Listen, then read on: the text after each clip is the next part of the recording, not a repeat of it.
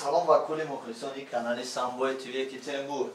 имрӯз мо дар яке аз меҳмонхонаҳои шаҳри Панҷакент мебошем ба номи Умариён. имрӯз ҳамроҳи ман дар ин гостиница мана бародар мӯзи худро маърифӣ мекунад. дар ин гостиница як ҷо дар як хона хоб мебарем. бародари азиз, ман мехостам аз шумо фаҳмам ки ин гостиница барои ба шумо чӣ қадар маъқул аст ва шумо аз куҷо омада дар ин гостиница меистед? Ман Паризҷон вилояти Сохт ноҳияи Светамин дехаи Шавқат номи навлӣ ҳамунҷо омада ин Панҷакентро бозори ритейл магазинҳо бор тақсим карда ҳам гостиница мебиём. ҷо якумаш тозагӣ нав аст.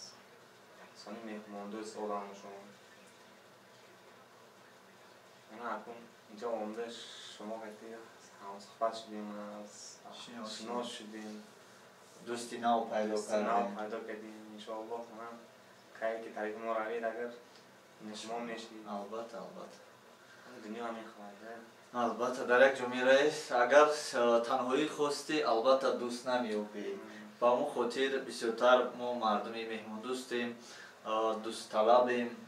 ба мо хотир мо чунин хонаҳоро интихоб мекунем ки бо одамҳои нав, бо рафиқони нав ҳамсуҳбат шавем. ва мехостам аз шумо пурсам ки ба нафароне ки якум бор ба Панҷакент меоянд, ба шаҳрҳои Панҷакент меоянд, нафароне ки дар хориҷ ҳастанд ва мехоҳанд ки ба шаҳри Панҷакент ба тамошо биёянд, шумо чӣ гуфтанед ба онҳо? биё тамошо кунанд, ободои ҳамаш обод шуда. манам 6 моҳ пеш омадагӣ будам. 6 моҳ шуд омадагим ба хеле нақш шудааст, ҳама ҷояш обод шудааст. биё Панҷакент ба тамошо кунанд, ҳама ҷо бинанд. мехостам бифаҳмам бародари азиз ки дар Тоҷикистон, худи Тоҷикистон, нафароне ки дар хориҷ ҳастанд, 5 сол 10 сол пеш дар Тоҷикистон будану ҳозир дар Россиянд, дар мулкҳои давлатҳои хориҷ ҳастанд, на танҳо дар Россия, дар дигар давлатҳо, ва мехоҳанд ки як бор ба Тоҷикистон ҳамчун меҳмон тамошо биёянд. шумо куҷоро тавсия метиҳед ки ҳамунҷо рафта зиёратгоҳ ё ин ки ҷои беҳтарин аст? Тоҷикистон ҳама ҷояш хуб наст, ҷояш ҳаст. ба кадом ҷояш маъқул мешавад, лекин ҳама ҷояш ба ғайр лекин ҷои гандаш нест. ҳама ҷояш ҳаст. худи шумо дар шаҳри Панҷакент бисёртар ба фикрам мегардем. дар Панҷакент куҷо ҷои истироҳатӣ дорад, куҷо ҷои таърихӣ дорад? фахори рӯдаки вай дорад. сони ҳафткул хеле нас. бародари азиз, мо ба шумо барори кор мехоҳем ки дигарон мисли бародар мо вақте ки ба шаҳри Панҷакент меоянд, албатта ба гостиницаи ба меҳмонхонаи Умариён биёед. шумо бо ин бародар во мехӯред. бародар бисёртар дар ин гостиница меистад, дар ин меҳмонхона меистад. шояд ки шумо бо ин бародар во хӯред. албатта интихоби аввалини шумо бояд хонаи се одама бошад, чунки дар ин ҷо рафиқони зиёд, дӯстони зиёд пайдо мекунед. албатта барои гап дар сари пулаш нест, мо метавонем ки хонаҳои алаҳида гирем, лекин аз сабаби пайдо кардани дӯсти нав ва зиқ нашудан дар шаҳр, то даме ки хоб меравед, шумо аз як ҷо мебиёед, бисёртар одамҳои монда, баъзе аз онҳо хоб рафта наметавонанд. ба онҳо як рафиқе дар кор аст ки ҳамсуҳбат шавад. шояд дар бораи ҳамин манзиле ки шумо хабаргирӣ омаден ё тамошо омаден, каме маълумоте мегиред ки барои шумо фоидаовар аст. бародар, барои ҳамин бародарони азиз, ман будам Париз аз канали Самбой ТВ Екатеринбург. ба кулли мухлисони канали Самбой ТВ Екатеринбург ва мардуми ғариб гуфтаниам ки албатта нотарсида шумо метавонед ки тамоми гӯшаву канори Тоҷикистонро худ танҳо тамошо гардед. шумо танҳо вақте ки сайругашт мекунед, албатта шумо танҳо нестед. бародарони чунин бародарон албатта бо шумо ҳамсуҳбат мешаванд, дӯст мешаванд, пайдо мешаванд.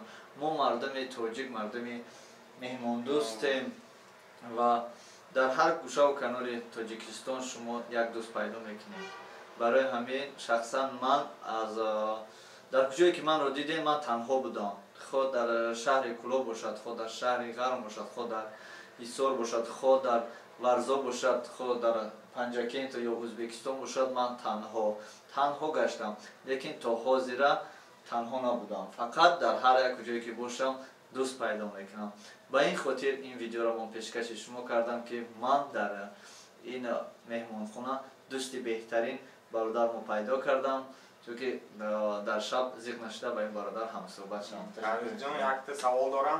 Марҳамат. Ҳамин тарафи ма хоҷамбам як чағза равид, ҳамин одами хуб будид, акун як чағза тарафи мобоям равид, фақат өз тарафа не, тарафи мобоям гандам навазои зӯр ҷоя.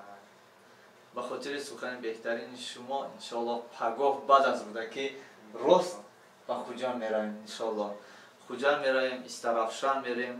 ана боз куҷо ҳасте ки равем? Спетамин равид, райони мо ҳаст, Спетамин, Ҷаброрасулов равид, Сфара равид, Канибодон равид, инҷаям ҷоя Қайроқум равем. Фаҳмо, ман кӯшиш мекунам ва дар муддати як рӯз ҳамаи ҷое ки шумо номбар кардем рафта ба навор гирам ва зиёрат кунам. чунки вақти ман хеле кӯтоҳ аст, лекин шумо фикр накунед ки дар як рӯз шумо танҳо дар як минтақа метавонед истед, метавонед ки тамошо кунед. Не, шумо бинед ки дар як рӯз ман якдам дар Регар ҳастам, якдам Душанбе, якдам дар Кӯи Беш, якдам аллакай дар Панҷакент. ба ҳамин хотир наворҳои ояндаи мо аз ҷои зодгоҳи ин бародармон Спетамент албатта нов мерем, ба навор мегирем ва пешкаши шумо мекунем. ташаккури зиёд бародар. Саломат бошед. бигзорам вақт сарбаланд бошед. Зиёди раҳмат.